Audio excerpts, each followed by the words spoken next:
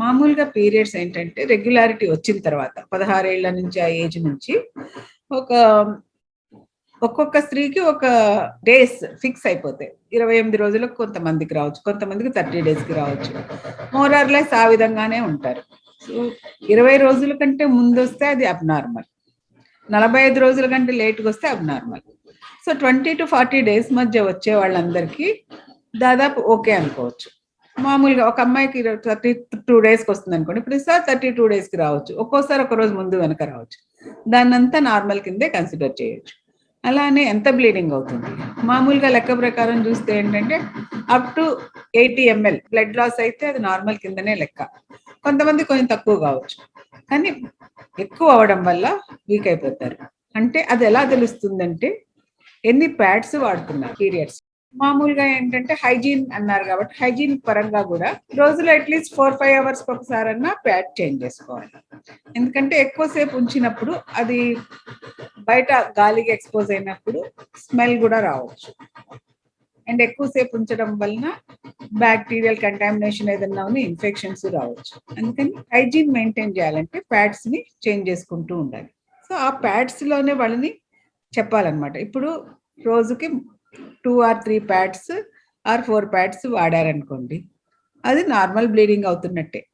అట్లా కాకుండా చాలా మంది చెప్తారు నేను 8 ప్యాడ్స్ వాడాను, 10 ప్యాడ్స్ వాడాను ఈ సైకిల్లో. అట్లా నెంబర్ ఆఫ్ ప్యాడ్స్ పెరిగే కొద్దీ బ్లీడింగ్ పెరుగుతున్నట్టు. ప్యాడ్ మొత్తం సోక్ అయిపోయిందా, లేకపోతే వీళ్ళు హైజీనిక్ పర్పస్ కొరకు 4-5 అవర్స్కి ఎక్కువ సోక్ కాకుండా కూడా మార్చేస్తుండొచ్చు కొంతమంది 5 అవర్స్కి. సో ఎంత సోక్ అయింది అన్నది తెలుసుకోవాలి. దాన్ని బట్టి మనం బ్లడ్ లాస్ని అసెస్ చేయొచ్చు. అలా కాకుండా కొంతమందికి ఏంటంటే 1 అవర్లోనే ఒక ప్యాడ్ నిండిపోతుంది. దట్ మీన్స్ చాలా ఎక్కువ బ్లీడింగ్ అవుతున్నట్టు. లేకపోతే గడ్డలు పాస్ అవుతాయి. మామూలుగా ఫ్లూయిడ్ లాగా కాకుండా క్లాట్స్గా పడుతుంటాయి. ఈ క్లాట్స్ పడుతుంది అంటే కూడా ఆ క్లాట్లో చాలా బ్లడ్ ఉంటుంది. So clots also they indicate loss, blood loss ఎక్కువ ఉందని.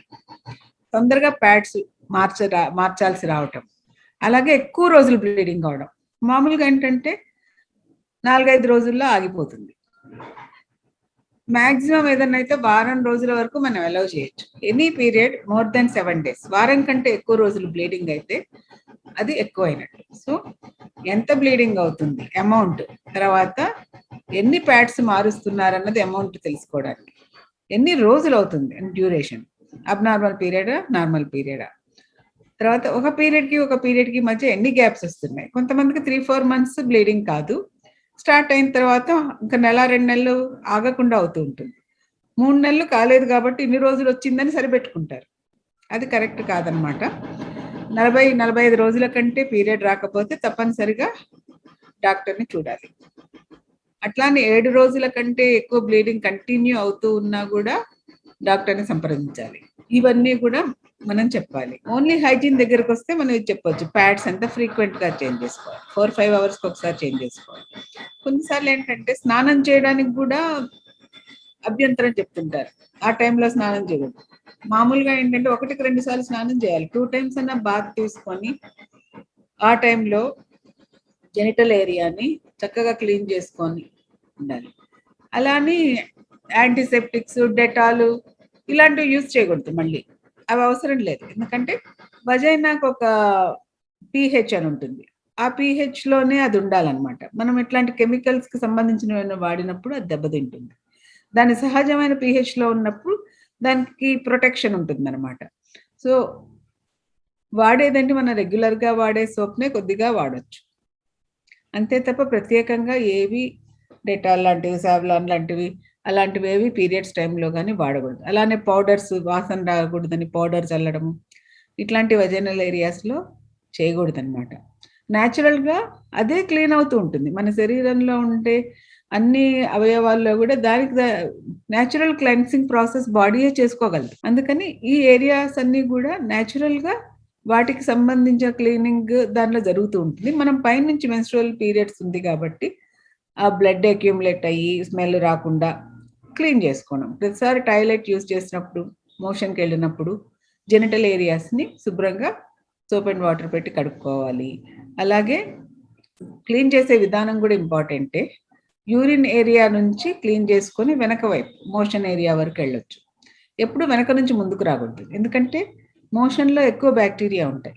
అది ముందుకు వస్తే వజైనాని అక్కడ యూరినరీ ప్యాసేజెస్ని అవి ఇన్ఫెక్ట్ చేయొచ్చు. అందుకని ముందు భాగాన్ని ఫస్ట్ క్లీన్ చేసి తర్వాత వెనక వైపుకి వెళ్ళి క్లీన్ చేసుకోవాలి. అలానే కాళ్ళ సందు మధ్య అంటే థైస్, ఇన్నర్ థైస్, తర్వాత ఎక్స్టర్నల్ జెనిటల్ ఆర్గాన్స్ని, వీటన్నిటిని కూడా క్లీన్ చేసుకోవాలి ప్రతిసారి. అలాగే చెప్పినట్టుగా రకరకాల స్మెల్ బాగుండాలని డియోడరెంట్స్ అంటారు, చెమట స్మెల్ రాకుండా ఇలా అవి వాడుతుంటారు డియోడరెంట్స్. అలాంటి కెమికల్స్ కూడా వాడకూడదు. సింపుల్గా మన స్నానానికి వాడే సోప్ని వాడితే చాలు. ఇంకా చెప్పాలంటే వాడే శానిటరీ నాప్కిన్స్ ఏంటంటే కొంత రూరల్ ఏరియాస్లో, మన రెగ్యులర్గా సిటీస్లో అంటే కొంచెం ఎడ్యుకేటెడ్ ఫ్యామిలీస్ వాళ్ళందరూ కమర్షియల్గా దొరికే శానిటరీ ప్యాడ్స్ వాడగలుగుతారు. అవి కొంచెం కాస్ట్లీగానే ఉంటాయి. అదే ఒక పల్లెటూరుకి వెళ్ళామనుకోండి, వాళ్ళకి అవి అందుబాటులో ఉండకపోవచ్చు, దొరకకపోవచ్చు, వాళ్ళకి కొనే స్తోమత కూడా ఉండకపోవచ్చు. అలాంటప్పుడు ఏంటంటే శుభ్రమైన బట్టను కూడా వాడచ్చు. హెల్త్ పరంగా, హైజీన్ పరంగా ఏంటి, ఆ టైంలో మామూలు బ్లడ్ లాస్ అయిందనుకోండి, వచ్చే నెల వచ్చే లోపల మన శరీరం దాన్ని మళ్ళీ తిరిగి బ్లడ్ని ఫామ్ చేసుకోగలుగుతుంది.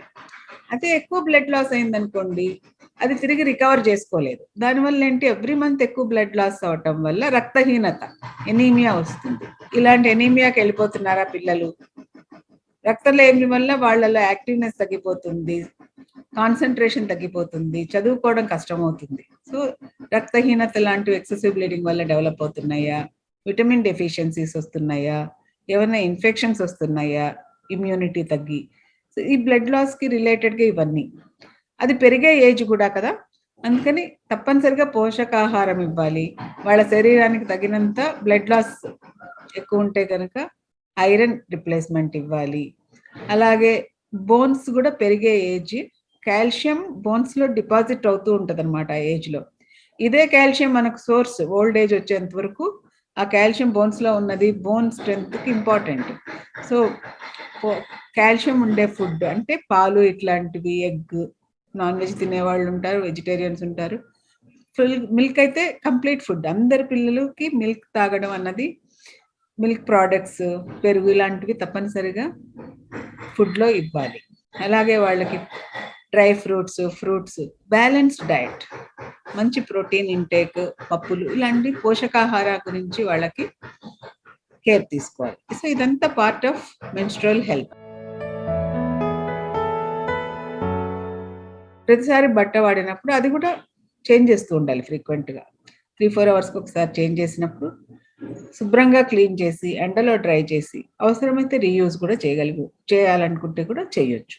ఎఫర్ట్ కొంతమందికి బట్ట అలవాటు ఉంటుంది, కొన్నిసార్లు శానిటరీ నాప్కిన్ ర్యాష్ వచ్చిందని చెప్తారు కొంతమంది. అసలు బట్ట వాడటంలో తప్పు లేదు, కాకపోతే దాన్ని క్లీన్గా పెట్టుకోవాలి. ఫ్రీక్వెంట్గా అది పాడైపోతే చేంజ్ చేయాలి. తర్వాత వీటిని డిస్పోజ్ చేయడం ఎలా, స్కూల్లో అలాంటి చోట ఉన్నారనుకోండి, ప్యాడ్స్ని ఎలా డిస్పోజ్ చేయాలి. చాలామంది ఏంటంటే టాయిలెట్స్లో వేసేసి ఫ్లష్ చేస్తూ ఉంటారు, టాయిలెట్ ఫెసిలిటీ ఉంటే. మన దగ్గర ఉండే డ్రైనేజ్ వ్యవస్థ సరిగ్గా లేకపోతే వాటితో టాయిలెట్స్ బ్లాక్ కూడా అయిపోతుంటాయి. అది ఎన్నోసార్లు చూశాను నేను హాస్పిటల్స్లో. అట్లా టాయిలెట్స్లో ప్యాడ్స్ వేయటం వల్ల మొత్తం డ్రైనేజ్ సిస్టమే బ్లాక్ అయిపోవడం కూడా, మొత్తం తీస్తే ఏంటంటే అందులోంచి ప్యాడ్స్ బయటకు వచ్చేవి.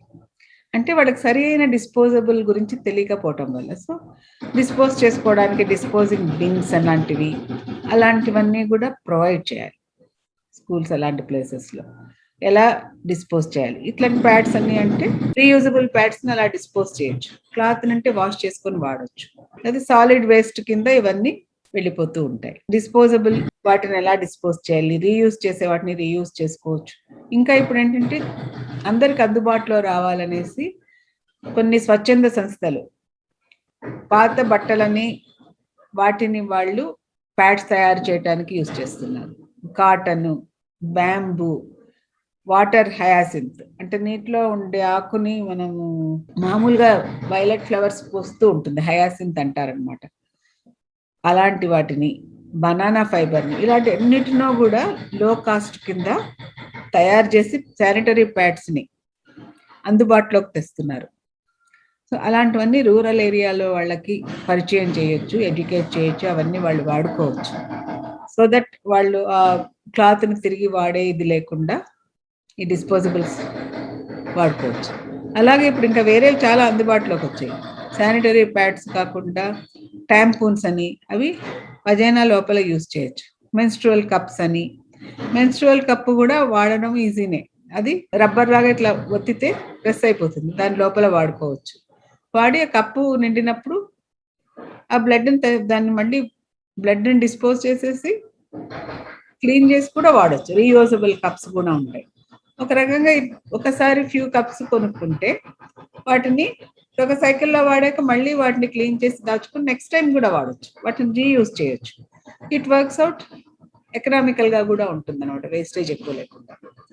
సో ఇట్లా ఎన్నో అందుబాటులో ఉన్నాయి. వీటి గురించి ఎడ్యుకేట్ చేయాలి మనం. కప్స్ వాడచ్చు, ప్యాడ్స్ వాడచ్చు, క్లాత్ వాడచ్చు, కానీ దేన్నైనా శుభ్రంగా ఉంచుకోవాలి.